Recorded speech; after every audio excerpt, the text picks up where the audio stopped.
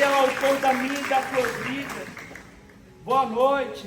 Boa noite. Boa noite, meu nome é Flávio, tenho 31 anos, sou casado, tenho um filho de 2 anos, 2 anos e um mês. Meu grupo de oração, faço parte do grupo de oração Santíssima Trindade, no Paranoá, que acontece às segundas-feiras. Então agora está acontecendo o meu grupo de oração lá no Paranoá. E o Senhor tem me chamado a coordenar este setor 11, neste ano que já passou, 2024, e eu continuo até o final deste ano de 2025. E é uma alegria para mim, estar aqui neste retorno, pregando junto com o Rodrigo, que fez parte deste setor 11, que faz parte deste setor, e a nossa coordenadora Diva, vamos aplaudir nossa coordenadora, é uma mulher tão dócil ao Espírito Santo em tudo que ela faz. E eu queria que vocês aplaudissem vocês agora, porque vocês vieram ao grupo de oração. Isso é graça de Deus. Neste início de ano, apesar de ser o dia 13 já, na segunda semana já, mas é o início ainda. E eu olhei, quando eu entrei ali, vi esse grupo cheio, fiquei muito feliz, porque tantos grupos por aí, estão de férias, tantas pessoas já não querem mais saber de nada, e nós olhamos para essa realidade e ver esse tanto de gente. Isso é uma graça de Deus para mim e para você.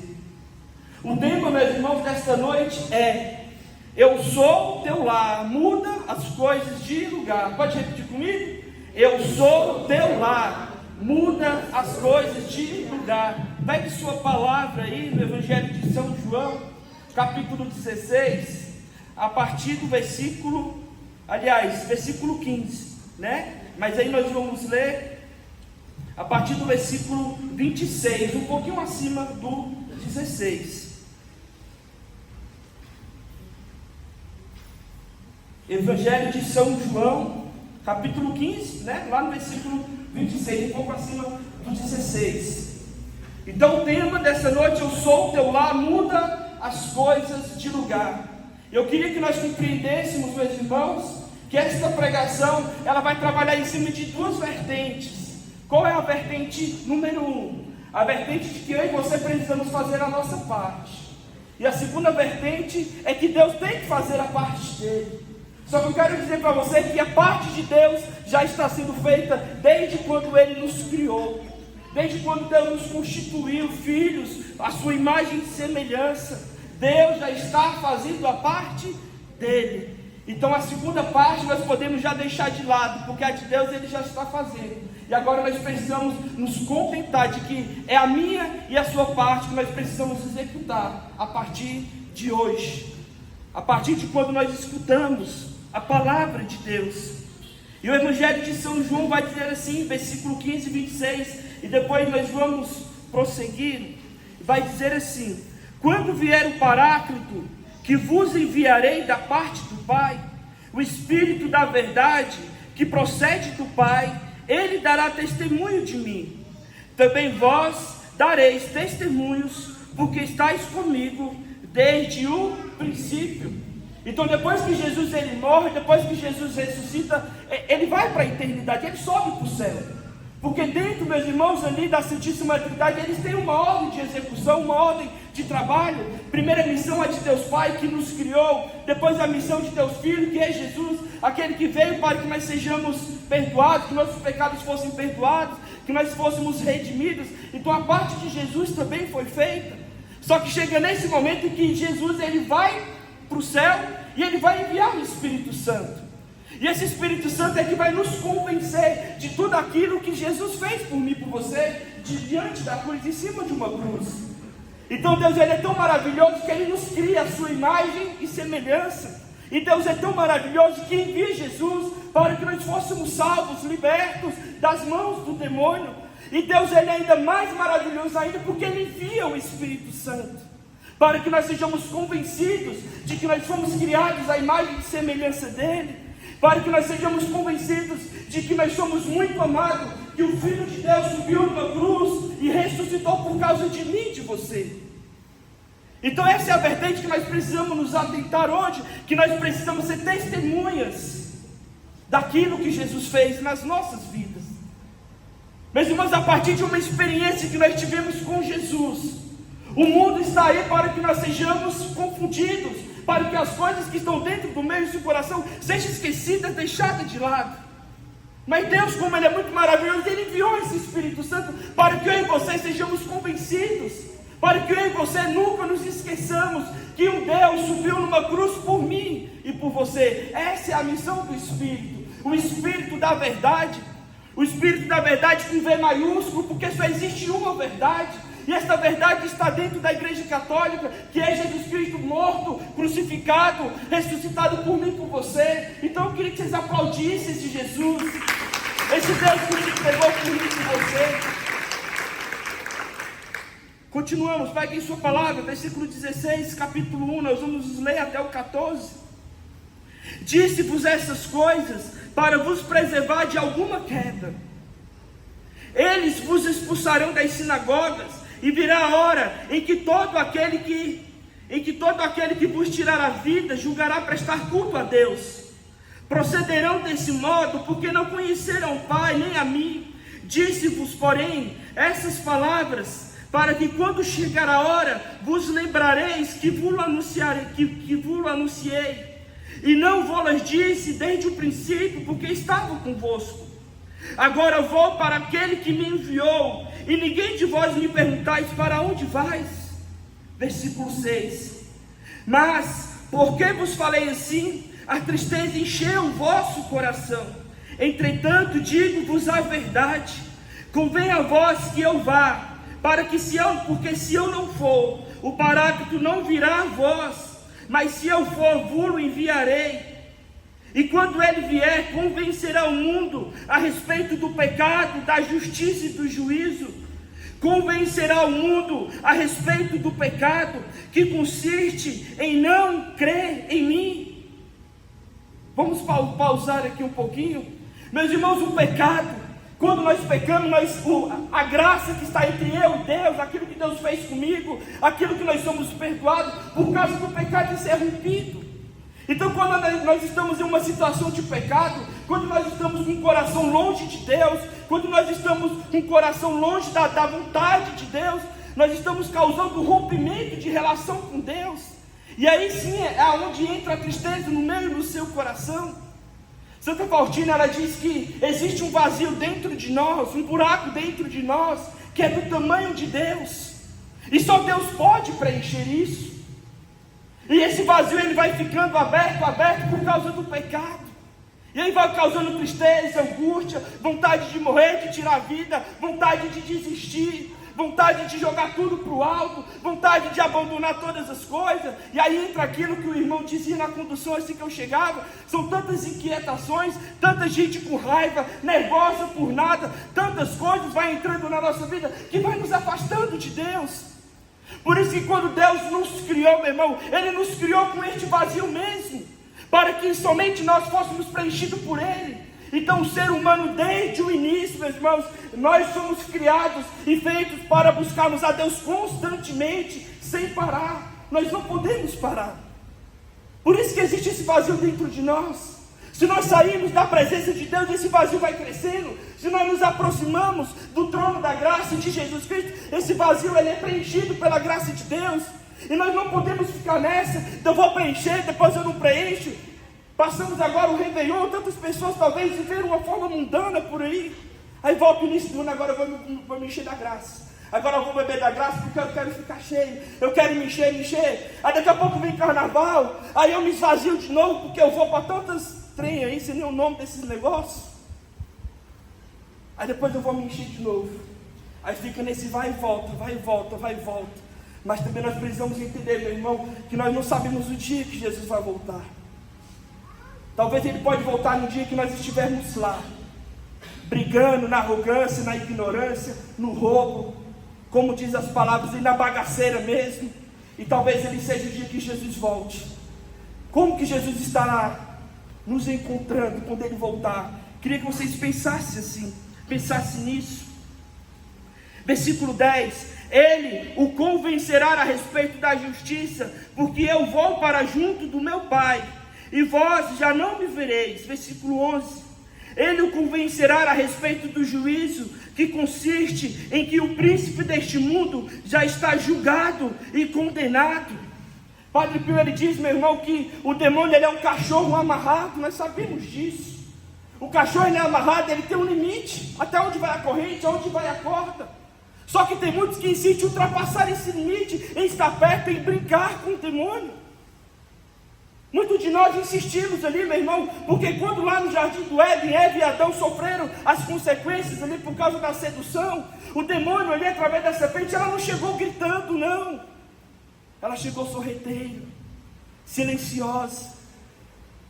Eva e Adão caiu ali pela sedução, ali numa coisa tão simples, numa coisa silenciosa. E quantos de nós, meu irmão, caímos em tantos buracos de uma forma silenciosa? Por isso que a igreja nos ensina e nos dá o dom do discernimento. O dom do discernimento, meus irmãos, nos impede de cair, nos impede de afastarmos de Deus. Então nós precisamos entender isso, que Deus, Ele enviou o Espírito Santo para que nós possamos ser convencidos da verdade. Versículo 13. Quando vier o Paráclito, o Espírito da verdade, Ele vos ensinará toda a verdade, porque não falará por si mesmo, mas dirá o que ouvi, e vos anunciará as coisas que virão. Ele me glorificará, porque receberá do que é meu, e vou-lo anunciará. Versículo 15. Tudo que o Pai possui é meu, por isso disse, há de receber do que é meu, e vos-lo anunciará. Palavra da salvação. Glória a vós, Senhor. Vamos aplaudindo essa palavra. Então nós falávamos no início, meu irmão, que uma é a vontade de Deus, a outra é a vontade do ser humano, que é minha e a sua. A vontade de Deus Ele já fez, Ele nos construiu, Ele nos colocou neste mundo a sua imagem e semelhança, porque foi a vontade dEle. Não quer dizer que nós sejamos a imagem e semelhança dEle, mas a vontade de Deus é que nós fôssemos a imagem e semelhança dEle. Depois Ele colocou Jesus e agora Ele coloca o Espírito Santo, que vai nos convencer da verdade. Então essa vertente que pertence a mim e você, nós precisamos ter o discernimento de como é que nós estamos colocando isso em prática. Porque hoje vai falar que eu sou o teu lar, muda as coisas de lugar. Mas para que Deus possa mudar, meu irmão, dentro do meu e no seu coração, realidade que está nos impedindo de estar com Deus, nós precisamos primeiro reconhecer que eu estou necessitado disso, que eu preciso mudar. Não adianta, meu irmão, somente eu colocar as caras dentro da igreja, colocar ali meu joelho diante do Santíssimo e deixar que Deus faça as coisas, sem que eu e você antes façamos o nosso exame de consciência e dizer, Deus, é isso que eu preciso mudar, eu estou errando nisso, essa situação que está me levando mais para a fila da confissão do que para a fila da comunhão, então eu preciso tirar tudo isso, é um exame de consciência. Então desejar a graça de Deus, meu irmão, é antes de tudo reconhecer que nós somos os que mais precisam disso. Então quando o Espírito Santo da verdade, quando ele vem para nos convencer, ele quer dizer, vocês estão se arrependendo disso? Está vendo essa realidade? Quantas e quantas vezes já foram buscar o sacramento da reconciliação e quando sai ali do espaço ali onde está o sacerdote para te absolver, volta a cometer o mesmo pecado? Sem o mínimo esforço, sem adorar, sem jejuar, sem buscar a graça? Será mesmo, irmãos, que nós estamos arrependidos daquilo que nós temos cometido, da falta diante de Deus? Será mesmo se nós estamos com o coração sincero, com vontade de buscar a Deus neste ano de 2025? Será mesmo se nós estamos com vontade de buscar a santidade, de estar na presença de Deus? Então nós precisamos reconhecer para que Deus possa mudar as coisas de lugar. Senhor, essa situação já está difícil para mim. Agora o Senhor pode mexer. Aí Ele vai lá e mexe. Agora aquela história de que o Senhor sabe o teu coração, Ele sabe, Ele que te criou. Mas se você não quiser, Ele não vai fazer nada. Sabe por que Ele não vai fazer nada? Porque lá no jardim do Éden, no lugar do paraíso, o Senhor colocou o livre-arbítrio e a liberdade, para que Adão e Eva pudessem escolher, e eles escolheram pecar. Eles escolheram se afastar de Deus. E o catecismo da igreja, meu irmão, lá no parágrafo 27, no capítulo 27, vai dizer assim: o desejo de Deus é um sentimento escrito no coração do homem. Então entenda que é desejo de Deus que o meu e o seu coração seja mudado. No catecismo da igreja também, no parágrafo 357, vai dizer que o homem nasceu para servir e adorar a Deus. Ou seja, o objetivo de nós estarmos aqui era para servir e adorar esse Deus que nos criou. Quando nós estamos longe disso, nós estamos longe da vontade dEle. E aí vem aquele vazio que Santa Faustina dizia, e vai crescendo, porque eu estou longe daquele que pode saciar, que pode preencher o vazio. Então é desejo de Deus, aquilo que está no meio do seu coração, Ele mesmo colocou. Porque o homem foi criado por Deus e para Deus. Olha a gravidade, meu irmão, disso. Para que o meu e o seu coração seja mudado, nós precisamos compreender que nós fomos criados por Deus e para Deus. Não temos que dividir com nada a nossa vida, nada é nada. Flávio, mas não custa nada eu sair por aí só um dia. Vai custar a tua alma, vai levar a tua alma ao pecado, vai te levar ao pecado. Não vale a pena estar ali, não vale a pena. Flávio, vou perder amigos. Dane-se teus amigos se te afastarem de Deus. Tira eles, prefira a Deus. Deus não cessa de atrair o homem para si. E só em Deus é que o homem encontra a verdade e a felicidade que procura sem descanso. Desde o jardim do Éden, daquilo que aconteceu lá, nós somos como ovelhas procurando um pasto para repousar todos os dias. Todos os dias é uma angústia, é uma dor, uma tristeza, é uma vontade de ir embora, é uma vontade de desistir, porque nós estamos procurando pastores, pessoas que possam acalentar o meu e o seu coração, pessoas que possam pegar o microfone.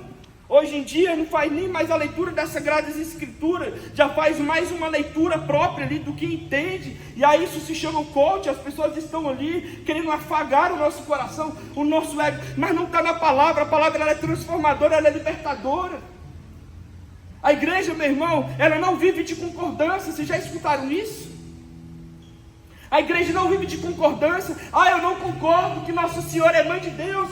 Não interessa, ela é mãe de Deus. A igreja vive de obediência. Então, se tem que buscar o sacramento da reconciliação, tem que buscar. Se tem que comungar, tem que comungar. Se tem que rezar, tem que rezar. Não é concordância, eu concordo ou não concordo. Gente que concorda ou não concorda, talvez o inferno esteja cheio. Porque eu não concordo com isso, eu não concordo com aquilo. Eu não concordo que o homem e a mulher para morar junto tem que ser dentro da igreja, tem que ser casado. Não interessa se você acha que é certo ou não, tem que ser assim, pronto. Porque o demônio ele vai fazer com que eu e o seu coração se distancie mais do coração de Jesus. Então nós só podemos deixar que Jesus mude alguma coisa dentro de nós, se nós reconhecermos, meus irmãos, que nós somos os necessitados dele. E Deus, Ele dá tempo, viu? Para que nós possamos mudar, Ele dá tempo. Então se hoje você está respirando, é porque Deus está dizendo, eu te dou mais um tempo. Eu te dou mais uma oportunidade. Eu te dou mais um ano, eu te dei um ano de 2024, se não mudou, tem um ano de 2025. E aí, qual vai ser a nossa resposta? Vamos ou não vamos? Vamos mudar? Pega comigo aí, por favor, um pouquinho antes. Evangelho de São Lucas, capítulo 19. Vai falar sobre a história de Zaqueu. E aí nós já estamos encaminhando para o fim. Lucas 19, capítulo 5. Vai dizer assim. Aliás, Lucas 19, a partir do versículo 1. Jesus entrou em Jericó e ia atravessando a cidade.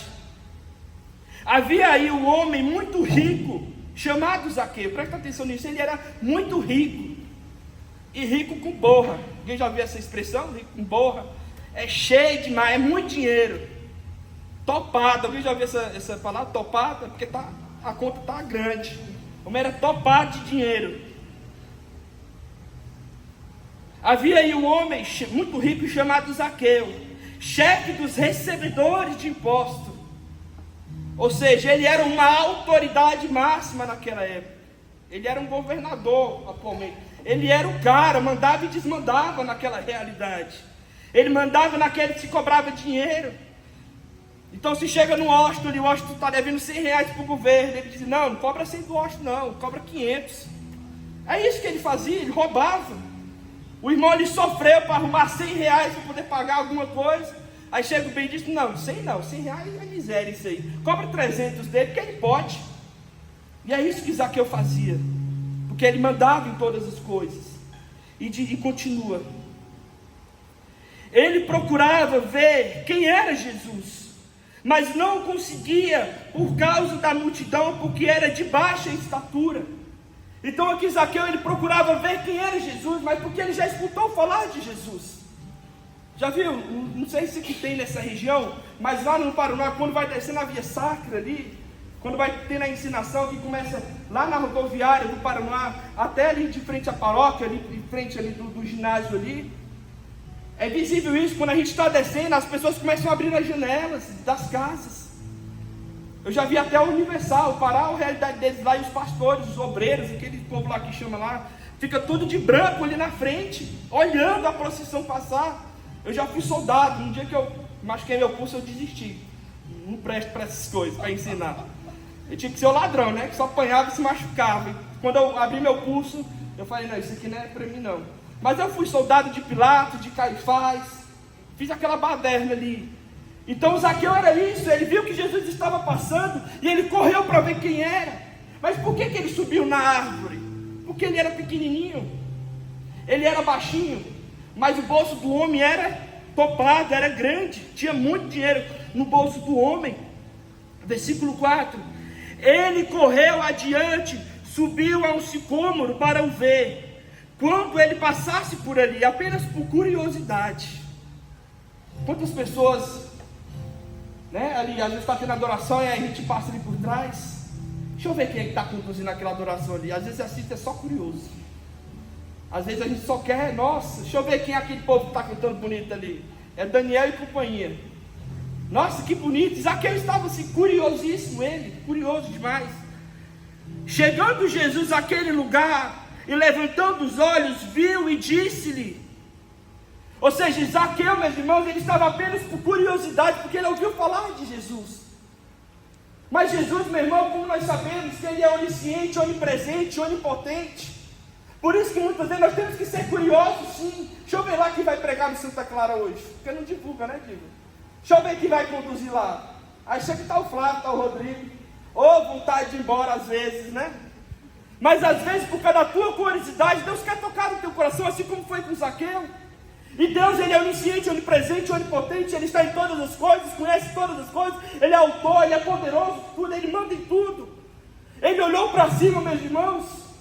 Não vou dizer que foi desproposital, não foi, foi proposital, porque Deus sabia que tinha um coração que necessitava de mudança ali.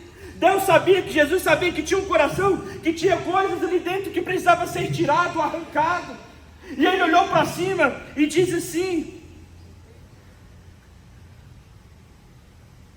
vamos ler a partir do versículo 5 de novo. Chegando Jesus àquele lugar e levantando os olhos, viu e disse-lhe: Zaqueu, desce depressa, porque é preciso que eu fique em tua casa. Olha o que Jesus está dizendo, meu irmão. Ele quer ficar na casa de Zaqueu, nesse cobrador de impostos, deste pecador, deste ladrão, deste bandido. Ele quer ficar. Então Deus, ele não olha a classe média das pessoas, ele não olha a condição financeira, ele não olha a roupa, ele olha apenas o coração. Nas Sagradas Escrituras, a casa significa o coração do homem. Deus quer entrar no coração de Zaqueu, por isso que ele diz: desce depressa, não perca tempo, não perca tempo, desce, vem, eu quero entrar na tua casa. Ele desceu a toda pressa e recebeu alegremente. Vendo isso, todos murmuravam e diziam: ele vai hospedar-se em casa de um pecador. Zaqueu, entretanto, de pé, disse diante do Senhor, disse-lhe: Senhor, vou dar a metade dos meus bens aos pobres, e se tiver defraudado alguém, restituirei o quádruplo. Disse-lhe Jesus: hoje entrou a salvação nesta casa, por quanto tempo este é filho de Abraão, pois o Filho do Homem veio procurar e salvar o que estava perdido. Meus irmãos, Jesus, ele não olhou para Zaqueu e disse: Zaqueu, eu conheço a tua vida, você é ladrão, você é cobrador de impostos, você rouba, você pede mais do que você deveria pedir. Jesus não falou isso. O que ele falou? Desce depressa. eu preciso ficar na tua casa. Imediatamente, meu irmão, quando a presença de Jesus se encontra com um coração que deseja ali, porque nós não vemos dizendo nas Sagradas Escrituras que Zaqueu queria uma mudança de vida, não. Isso de uma forma externa, mas talvez dentro do coração de Zaqueu já havia um vazio, assim como dizia Santa Faustina. No coração de Zaqueu já havia uma necessidade de ser preenchido com outras coisas, porque o que o mundo prega aí fora, meu irmão? Se você quer feliz, você tem que ter dinheiro, você tem que ter uma casa. Só que Zaqueu tinha isso tudo. Quantas pessoas hoje, meu irmão, é visível isso, gastam um esforço gigante para passar numa prova, mas não faz o mesmo esforço para ser santo. Não faz. Não faz. Porque o dinheiro vai dar estabilidade. E Deus eu posso buscar a qualquer momento, porque Deus é amor. Ele vai me acolher. Mas Ele também é justiça, e Ele pode chegar na hora que você menos esperar. Então, a partir do momento que o coração de Zaqueu se encontra com a presença de Jesus, ele já se entrega. Né? Eu acho que tu vai saber disso, né? Tem pessoas, né, que estão cometendo um ato ilícito ali, já chega, nossa, fui eu mesmo. Zaqueu já se entregou. Olha, eu roubei, eu fiz isso, o dinheiro não era meu, mas porque hoje você veio aqui, então eu quero dar metade dos meus bens, eu quero tirar tudo aquilo que eu roubei, eu quero dar aos pobres. E Jesus termina, hoje a salvação entrou na tua casa. Zaqueu precisou mexer no bolso dele para ele mudar de vida. Ele era ladrão, o bolso dele estava cheio de coisas que não era dele. Mas dentro de nós, meu irmão, tem situações que estão ocupando o lugar de Deus, ocupando e está impedindo da salvação entrar dentro da minha e da tua casa. É o pecado, a murmuração, a raiva, a angústia. Tem coisas dentro de nós que precisamos tirar urgentemente. Precisamos olhar para Jesus e dizer: Jesus, olha, eu já quero me entregar logo. Eu pequei, eu roubei, eu cometi tal pecado. Jesus, eu quero me arrepender, eu quero buscar a tua graça, mas eu quero estar na tua presença. E Jesus, meu irmão, eu tenho certeza que Ele vai dizer que a salvação entrou no teu coração. Aí sim, as coisas vão ser mudadas. Tem situações aí ou não tem na sua vida que precisa ser mudado? Tem, com certeza, na minha tem todos os dias. Todo dia a gente levanta nervoso por nada. Nossa, que raiva de ir trabalhar hoje. Você estava dormindo, quem te bateu? Quem levantou com raiva? Como é que pode? Mas nós seres humanos somos capazes disso. De termos situações que até o diabo duvida tantas vezes. Fica de pé, por favor.